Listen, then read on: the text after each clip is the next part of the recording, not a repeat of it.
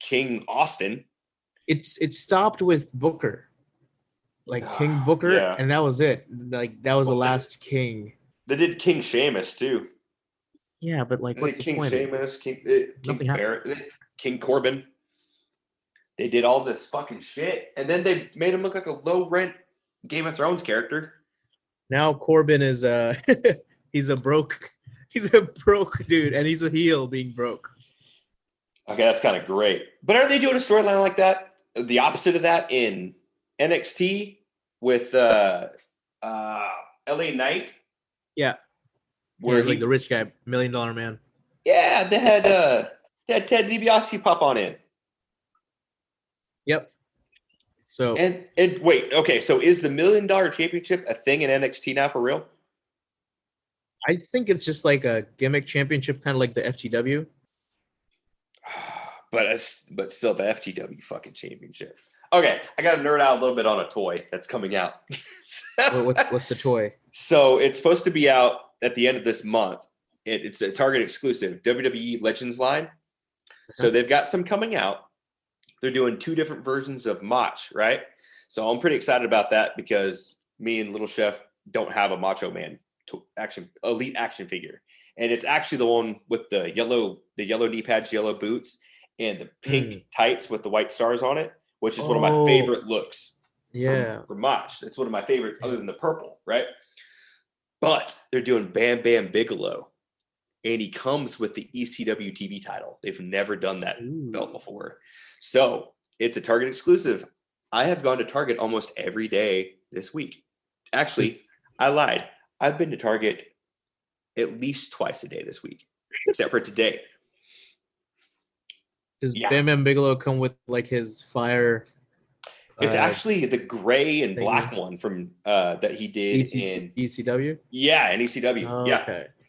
So I was kind of like, dude. Also, I don't have a fucking Bam Bam. Like, we've got a bunch of other shit. Like, we collect. We actually went to Jaden's toy store here in Frisco. Actually, that's where I'm staying tonight. This place, I don't know. Did you see that on the Snap? No, not really, no. Okay. It is a vintage toy store here, right? They have AEW figures, Elite figures. They have bone crunchers, like Lucy's and everything like that you can buy. Mm-hmm. They've got old school original 80s Ninja Turtles. They've got old school Transformers, G.I. Joes. They've got a whole pop wall. They've got NECA toys. They've got old school LJN wrestlers. They've actually got the LJN jumbo ring that I want because I used to have that as a kid. It's like, fuck, I want that. It's probably $100. Yeah, it's like 100 and something because it's used. But we went there and they had one Kane action figure. And it's the newer Elite. And I was like, fuck, I kind of want that Decade of Domination one. It comes with 3 different heads. It's like, I want that one. And Little Chef saw it and goes, I want that. Okay. It's like, all right, cool. Like, what's the damage? Flipped it over $45. I was like, fuck. That's the only thing you're getting here. And we're going home. Like, we're done after this. Like, you get nothing else. So you still haven't got the Bigelow then? I have not found the Bigelow in Target yet, but I want to find it. That ECW TV title, they just haven't done it yet. And then also Bam Bam was fucking awesome, especially when he was in Major Pain. Wrestlers and movies, man. I gotta watch. I have this one stored on my TV where I had to watch. It's called the Weirdo Hero or Weird Hero or something like that. It's a wrestler. It's an indie movie. So one of the guys that shows up on the ECCW here locally, his name is Ravenous Randy. Super cool character. You should watch his YouTube. I'll send you some of his YouTube stuff. Please do. He's on this movie. It's like an indie movie about a wrestler going through depression kind of stuff. So okay. It's like a fake documentary and it won a lot of awards. So I got to check that out. That's pretty cool. But I mean, I think a lot of people don't realize that too. Yeah, like a lot of these dudes, especially the guys from like the 70s and 80s and some of the guys in the early 90s, I mean, pills and drugs and alcohol and stuff like that. Bam Bam Bigelow died of overdose. Yeah. Some kind of painkillers and cocaine and all that mixed together. dude, and then just even the guys that stopped, like what, Guerrero, his heart just gave out. Yep. What was he, not even 40? Was he 40? I think he was 40. He was just 40. Yeah, like just from all the drug abuse and everything like that, his heart gave out. All the painkillers. Painkiller, yeah. Oh yeah, and just the abuse that they put their bodies through, and then just going, well, got to do this.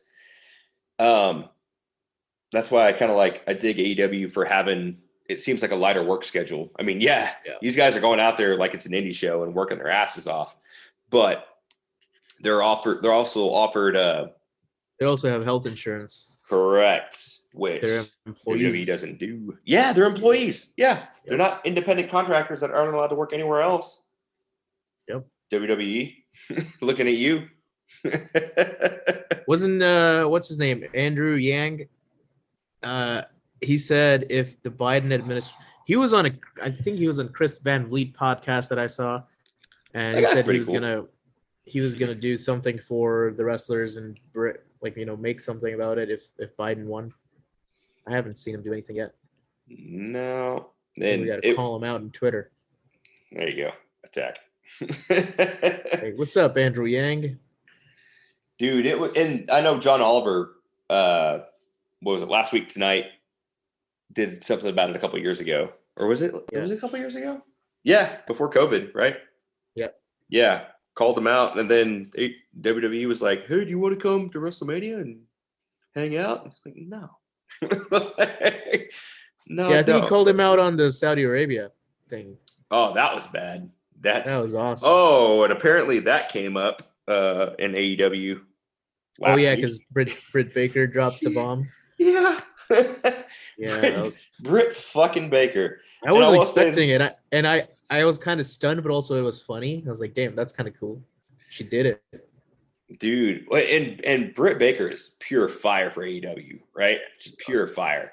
And I told my brother, I was like, this match is going to be fucking nuts. He's just like, why? I said, because Britt Baker's like, she's the heel. She's the bad guy, and everybody's going to pop for her watch. And he was like, what? And then she comes out and everything, and he's just like looking, he's nodding his head, right? Yeah.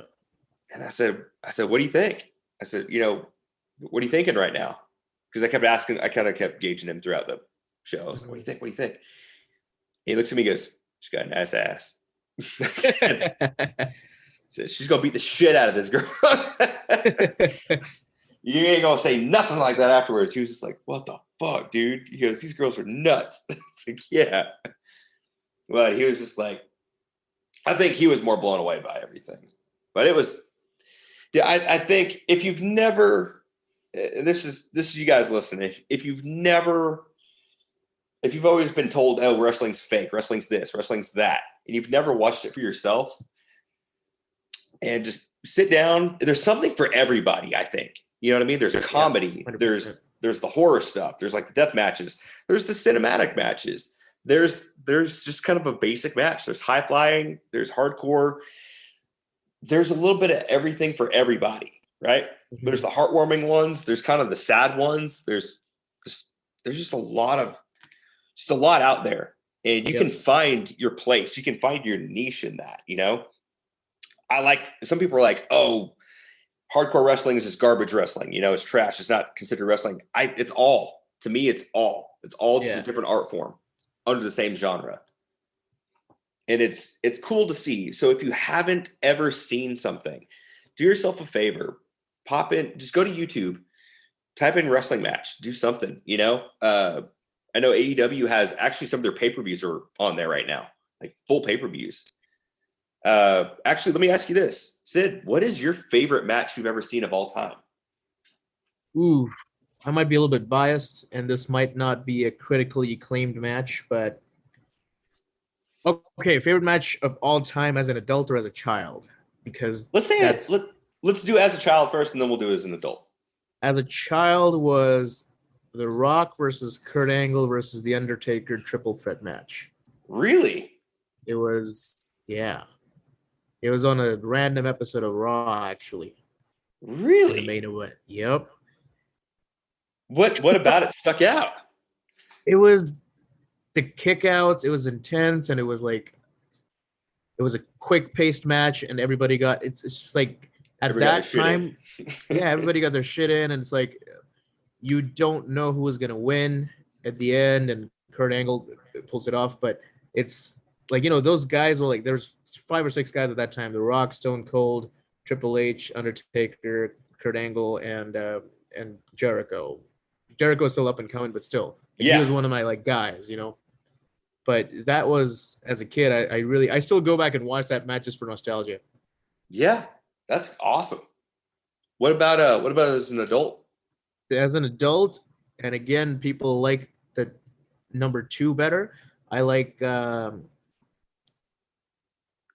AJ Styles versus John Cena, the first one at SummerSlam when Styles retained.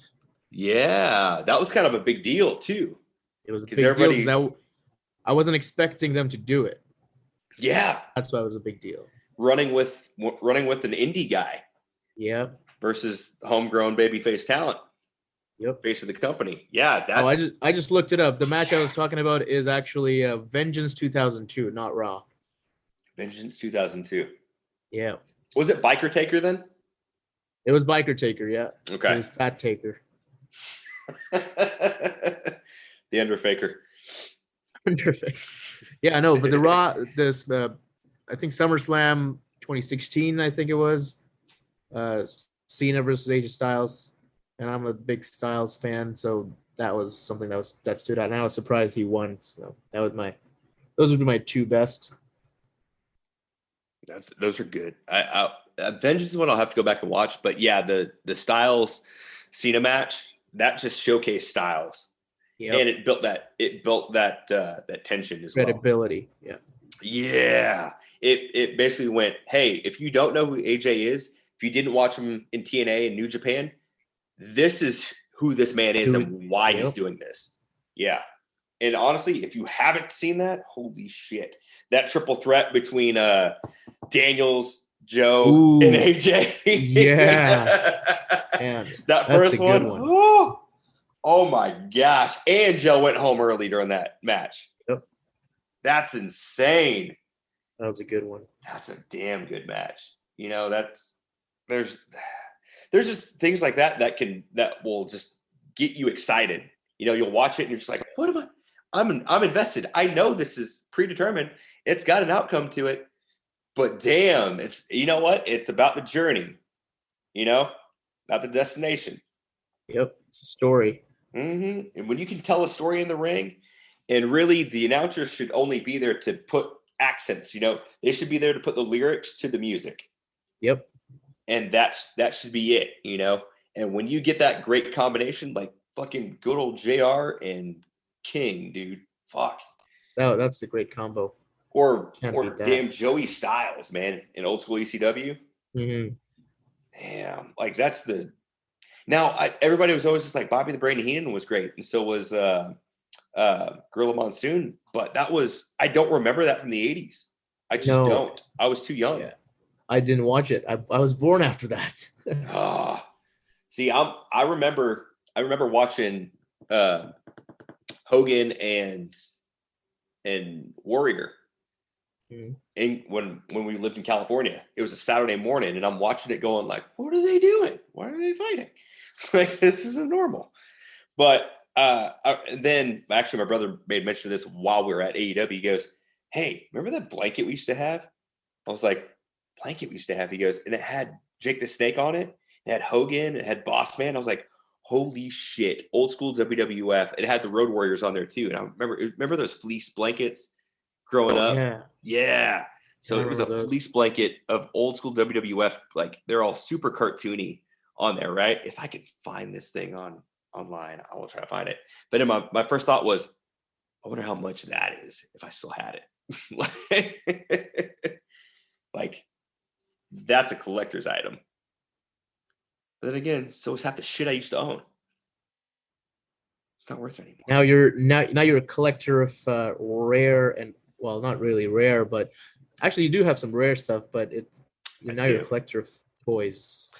Unfortunately, it used to just be Pops. Now it's like, dude, I gotta get these wrestling figures now. But they all get opened. They all get opened. I think I still have some of mine from like back in the day, from when I was a kid.